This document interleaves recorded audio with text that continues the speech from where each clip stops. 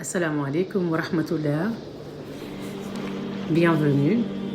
Nous allons essayer de développer aujourd'hui le fait que nous ne nous appartenons pas. Le fait que nous sommes propriété de quelqu'un, du sublime.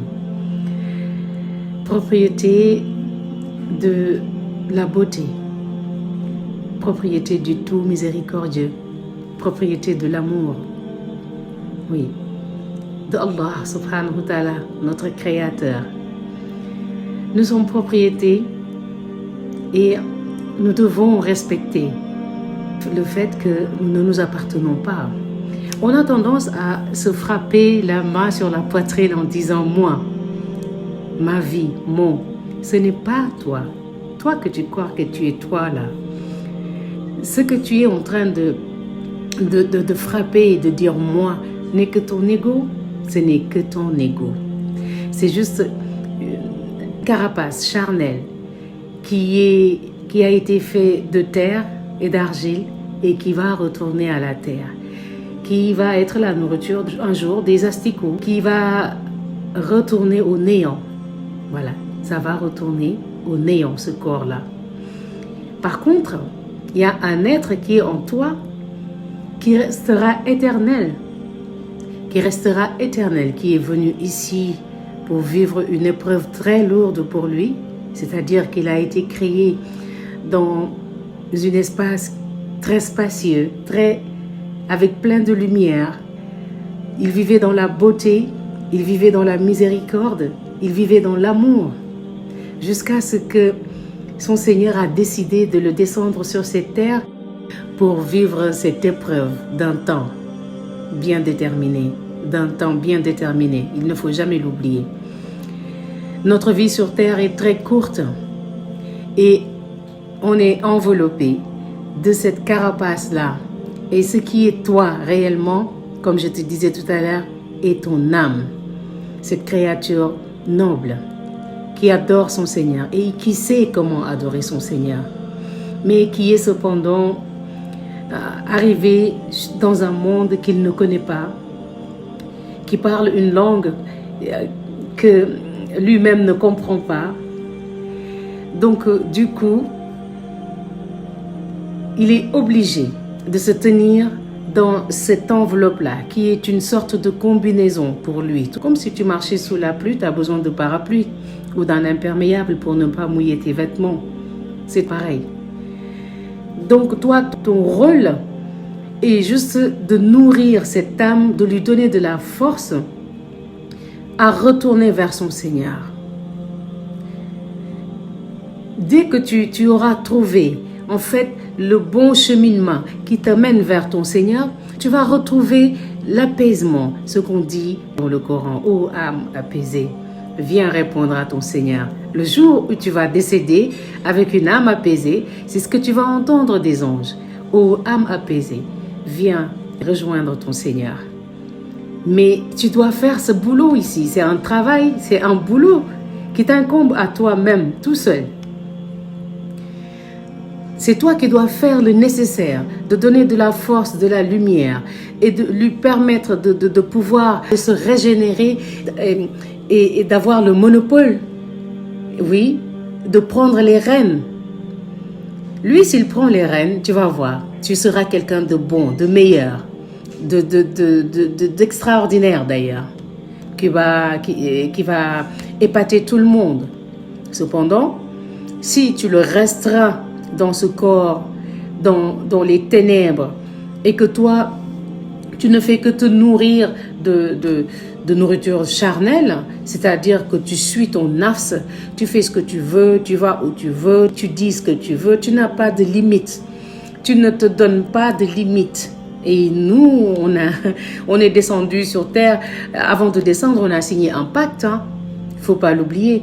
On a signé un pacte avec le Seigneur de l'univers qui a dit « Ne suis-je pas votre Seigneur ?» Nous lui avons tous répondu, toute créature, « Oui, tu es notre Seigneur. » Est-ce que quand je vous donnerai des directives, vous allez les respecter, des interdits, vous allez vous enfuir?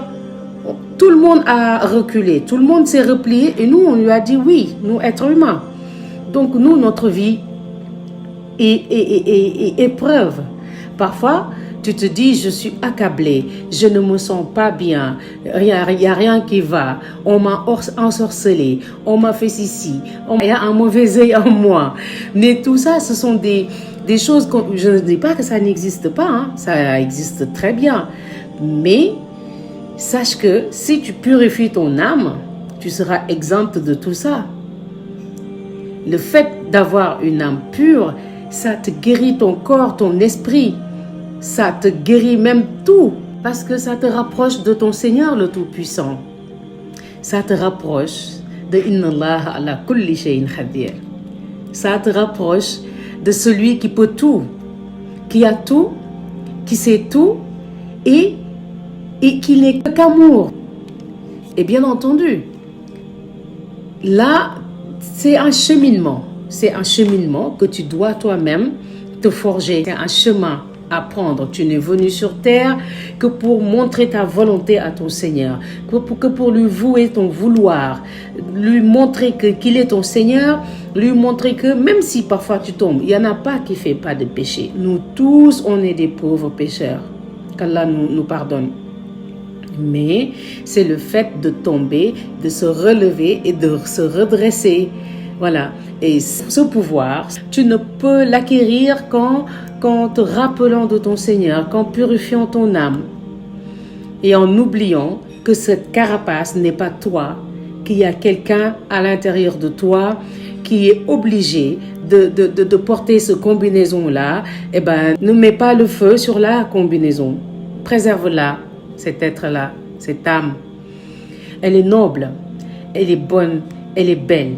Elle est parée de parure déjà, de tout ce qui est bon caractère. Tu sais, ce que Allah subhanahu wa ta'ala avait dit au prophète Muhammad sallallahu alayhi wa sallam, il lui avait pas dit, oh que tu sais prier, Muhammad, oh Muhammad que tu sais jeûner. Il lui a jamais dit ça. Il lui a pas fait d'éloge sur ses adorations, mais il lui a dit plutôt, wa innaka la khuluqil azim. Il lui a dit qu'il a le meilleur des caractères, de caractère qu'un être peut avoir. Et ben ça, on l'a ces caractères-là. Ces caractères du prophète Mohammed sallallahu alayhi wa sallam sont les parures de l'âme quand elle est purifiée. Par contre, si tu ne la purifies pas, en fait, elle est flasque, elle est faible, elle est malade à l'intérieur de toi, elle peut rien faire, mais elle souffre. Mais ça lui enlève pas ses parures. C'est la conscience qui est tout le temps en train de te rappeler à l'ordre. Dès que tu fais quelque chose de pas normal, tu entends toi-même, tu te dis, tu devais pas faire ça. Même si tu étais le plus tordu au monde, dès lors que tu as fait quelque chose de pas bien, tu vas voir ta subconscience, comme on a l'habitude de le dire, mais qui va venir te réprimander. Ça, c'est ton âme. Parce qu'elle ne connaît pas la médiocrité, elle ne connaît pas ça. Elle ne sait pas faire le mal. Elle ne sait qu'obéir. Elle est soumise à son Seigneur. Et elle est parée de parure.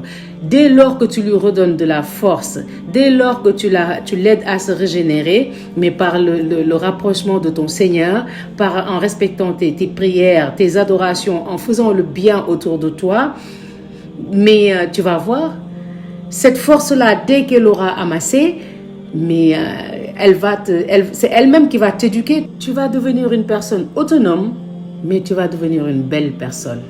Oui. Tu vas devenir une personne que tout un chacun voudrait s'approcher. Parce que tu deviens le vrai fils d'Adam. Parce que tu n'auras pas à avoir ton corps ton nafs, qui va être comme une brebis galeuse, qui saute de partout, qui fait ce qu'il veut, qui dit ce qu'il veut, qui va où il veut. Non, on ne peut pas être propriété de quelqu'un et faire ce qu'on veut. C'est pas possible. Dès lors que tu sais que tu appartiens à ton Seigneur, ça doit te procurer de la taqwa, c'est-à-dire du respect de ton Seigneur. Voilà. C'est pas de la crainte, la taqwa. La taqwa, c'est le respect. La crainte, c'est le khawf, ça n'a rien à voir. Mais le taqwa, c'est le respect d'Allah subhanahu wa ta'ala. C'est-à-dire que pour tous tes faits et gestes, mais la première chose que tu vas faire, c'est de penser à ton Seigneur avant de faire quoi que ce soit. Mais cette force-là que je souhaite à tout le monde, moi y compris, il faut adorer son Seigneur, il faut purifier son âme, il faut se rappeler d'Allah subhanahu wa ta'ala, le zikr qui est indispensable dans la vie du musulman. Voilà, je crois que j'en ai trop dit aujourd'hui. Je voulais juste développer cet aspect que nous ne nous appartenons pas et qu'on appartient au Tout-Puissant et que cette carapace n'est pas du tout ce qui est important en nous et ce qui est très important est notre âme et qu'on ne doit pas l'oublier et on a tendance à l'oublier. Beaucoup de personnes ont oublié qu'ils ont leur âme à l'intérieur de leur corps ou bien même ils ne le savent pas. Voilà. Il est très important de le nourrir, de s'en occuper. Comme je le dis tout à l'heure, il est paré des plus belles parures.